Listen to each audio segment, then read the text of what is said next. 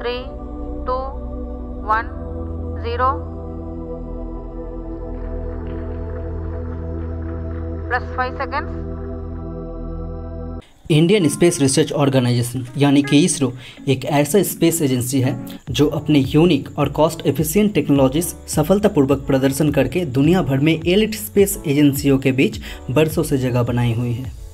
Rockets और satellites के parts को साइकिल और बैलगाड़ियों में परिवहन से लेकर अपने पहले ही प्रयास में मार्स तक पहुंचने का सफ़र में इसरो ना जाने कितनी बार हमें भारतीय होने का गर्व कराया है। आज की इस वीडियो में हम जानेंगे इसरो क्या है, क्यों इसरो की गठन की गई थी, इसरो के द्वारा बनाए गए सैटेलाइट्स और लॉन्च व्हीकल्स, इसरो की अचीवमेंट्स और इसरो के फ्यूचर प्रोजेक्ट्स के बारे में। तो चलिए शुरू करते हैं आज की इस वीडियो को।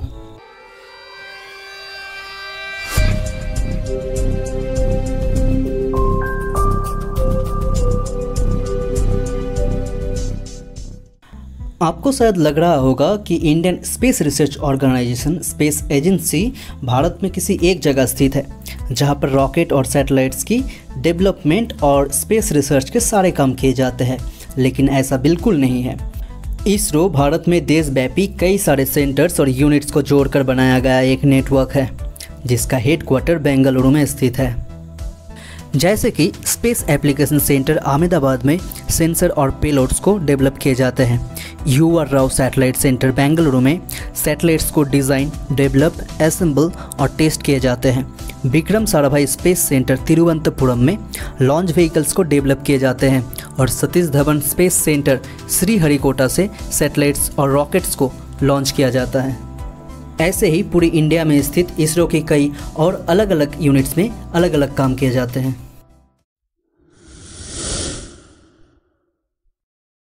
चाहे बात करें मार्स या फिर मून तक पहुंचने की, इसरो ने हर जगह अपनी सफलता की झंडा लहराया है, लेकिन इसरो की यहाँ तक का सफ़र आसान नहीं था। तो चलिए शुरू से जानते हैं इसरो की इस कहानी को। भारत स्वाधीन होने से पहले कई सारे Indian scientist space related experiments कर रहे थे, जो कि बाद में इसरो के गठन में बहुत महत्वपूर्ण साबित हुआ। सबसे पहले बात करते हैं प्रोफेसर शिशिर कुमार मित्रा की, जिन्हें भारत में फादर ऑफ रेडियो साइंस के नाम से भी जाना जाता है। इन्होंने 1920 के दौरान आयनोस्फीयर के डिफरेंट लेयर्स को समझने के लिए कई सारे एक्सपेरिमेंट किए। और फिर आते हैं नोबेल पुरस्कार विजेता भौतिक वैज्ञानिक चंद्रशेखर वेंकट रमन, जिन्होंने सन 1928 में स्कैटरिंग ऑफ लाइट पर एक थ्योरी दी, जिसे आज हम द रमन इफेक्ट के नाम से जानते हैं। उनकी थ्योरी में बेस रमन स्पेक्ट्रोमीटर को कई स्पेस एजेंसीज द्वारा मार्स और मून पर मौजूद मिनरल्स की आइडेंटिफिकेशन और उनके बिहेवियर को पहचानने के लिए इस्तेमाल किया जाता है। और फिर कुछ ही साल बाद 15 अगस्त 1947 में भारत को अंग्रेज शासन से आज़ादी मिली और प्रोफेसर विक्रम साराभाई और उनके साथियों ने भारत सरकार के पास स्पेस टेक्नोलॉजी को बढ़ाने की नींव रखी। क्योंकि आज़ादी के बाद भारत में रोटी, कपड़ा और मकान की समस्या चरम पर थी, भारत सरकार प्रोफेसर साराभाई की इस अर्जी पर अमल नहीं किया।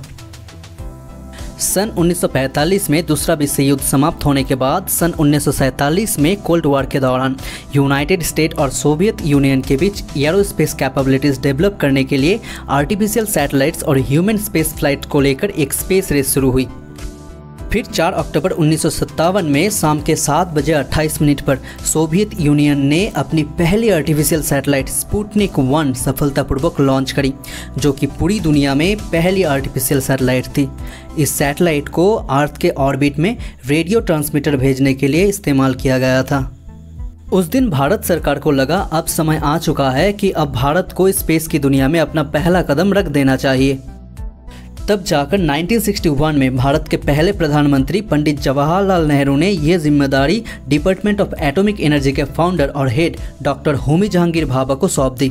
फिर डॉक्टर होमी जहांगीर भाभा और डॉक्टर विक्रम साराभाई मिलकर 16 फरवरी 1962 में एक कमेटी बनाई, जिसका नाम दिया गया Indian national committee for space research, और विक्रम साराभाई को इस कमेटी की चेयरमैन बनाया गया। अब इनकोस्पार को एक रॉकेट लॉन्चिंग स्टेशन चाहिए थी। फिर सन 1962 में डॉक्टर साराभाई ने केरला में तिरुवनंतपुरम की बहुत ही छोटी सी गांव थुम्बा को लॉन्चिंग स्टेशन के लिए चुना। थुम्बा में स्थित सेंट मेरी मैगडलेन चर्च को फादर्स के सहमति से बाद में Thumba equatorial rocket launching station कर दिया गया। थुम्बा में रॉकेट लॉन्चिंग स्टेशन इसलिए बनाया गया था क्योंकि Thumba magnetic equator of earth की प्रॉक्सिमिटी में था और यह एक ऐसी लौती जगह थी जो लो अल्टीट्यूड, आयनोस्फीयर और अपर एटमॉस्फेयर की स्टडी के लिए परफेक्ट थी। फिर दिसंबर 1962 में डॉक्टर विक्रम साराभाई ने engineer R Aravamudan, doctor APJ Abdul Kalam और कई मेंबर्स की एक क्रू बनाई और उन्हें साउंडिंग रॉकेट की असेंबलिंग और लॉन्चिंग के ट्रेनिंग के लिए नासा भेज दिया गया। साउंडिंग रॉकेट या रिसर्च रॉकेट एक इंस्ट्रूमेंट कैरिंग रॉकेट होता है जिसे सब ऑर्बिटल फ्लाइट के दौरान साइंटिफिक एक्सपेरिमेंट परफॉर्म और मेजरमेंट करने के लिए डिज़ाइन किया गया है। एनीवे, सक्सेसफुल ट्रेनिंग के बाद क्रू भारत लौटने के दौरान वो अपने साथ नासा के द्वारा भेजा गया एक साउंडिंग रॉकेट नाइकी अपाची भी लेकर आए, जिसे बाद में हमारे यंग साइंटिस्ट के द्वारा चर्च के बिल्डिंग में असेंबल किया गया।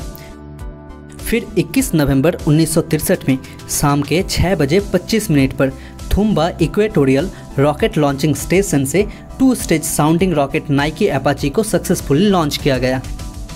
धीरे धीरे इनकोस्पार ग्रो करने लगी और सन 1969 में इनकोस्पार को इसरो में बदल दिया गया।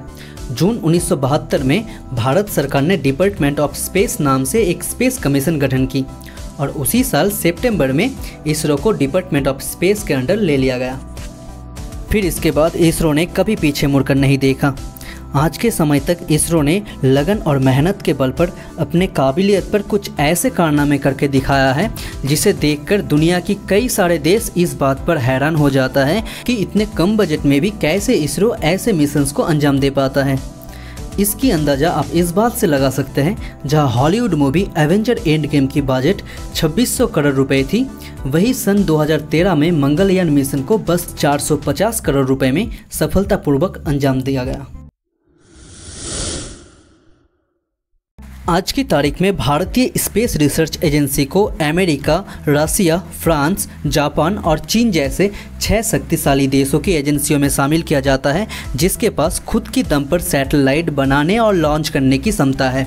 19 अप्रैल 1975 में इसरो की बनाई पहली सैटेलाइट आर्यभट्ट और 7 जून 1979 में भास्कर 1 को सोवियत यूनियन की मदद से लॉन्च किया गया।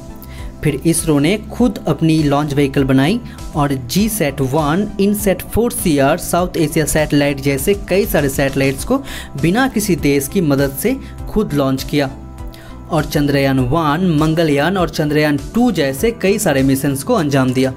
आज इसरो के पास खुद की बनाई हुई satellite launch vehicle, augmented satellite launch vehicle, polar satellite launch vehicle और जियोसिंक्रोनस सैटेलाइट लॉन्च व्हीकल मौजूद है, जिसके द्वारा इसरो अपने सैटेलाइट्स को लॉन्च करता है। वैसे तो इसरो के पास बहुत सारे अचीवमेंट्स हैं, जैसे सन 2008 में इसरो के चंद्रयान-1 मिशन के द्वारा भारत ने चांद पर पानी होने का सबूत पूरी दुनिया को दिया था।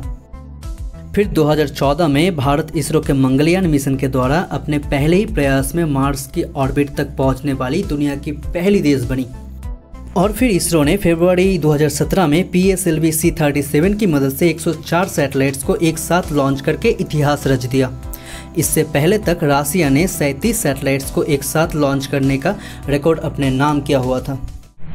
अगर बात करें इसरो की फ्यूचर प्रोजेक्ट्स की, तो 15 अगस्त 2018 में प्रधानमंत्री श्री नरेंद्र मोदी ने अपने भाषण में कहा, हमारा देश अंतरिक्ष की दुनिया में प्रगति करता रहा है, लेकिन हमने सपना देखा है, हमारे वैज्ञानिकों ने सपना देखा है, हमारे देश ने संकल्प किया है कि 2022 जब आजादी के 75 साल होंगे, तब यहां हो सके तो उससे पहले आजादी का 75 साल मनाएंगे। तब तक मां भारत का कोई संतान, चाहे बेटा हो या बेटी, कोई भी हो सकता है, वे अंतरिक्ष में जाएंगे, हाथ में तिरंगा झंडा लेकर के जाएंगे, जिसे कि गगनयान नाम दिया गया। लेकिन भारत में कोविड-19 महामारी के कारण इसके लॉन्च को डिले कर दिया गया है।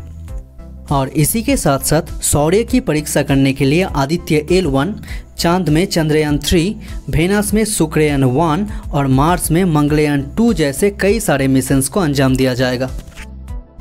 और कुछ ही दिन पहले इंडियन इंस्टीट्यूट ऑफ साइंस और इसरो की साइंटिस्ट मिलकर लूनर सॉइल, बैक्टीरिया और गुअर बीन से चांद में ईंट जैसी वस्तु यानी कि स्पेस ब्रिक्स बनाने के लिए एक स्थायी प्रक्रिया विकसित की है। सन 1963 में father of Indian space programme doctor Vikram Sarabhai ISRO के चेयरमैन थे। उनके बाद एमजी के मेनन, श्री सतीश धवन, UR राव जैसे कई बड़े बड़े साइंटिस्ट इसरो के चेयरमैन रह चुके हैं। फिर 15 जनवरी 2018 से डॉक्टर के सिवन को इसरो की चेयरमैन बना दिया गया। इनके और इनके कलीग्स के लगन और मेहनत के कारण इसरो आज आसमान की बुलंदियों को छू रही है।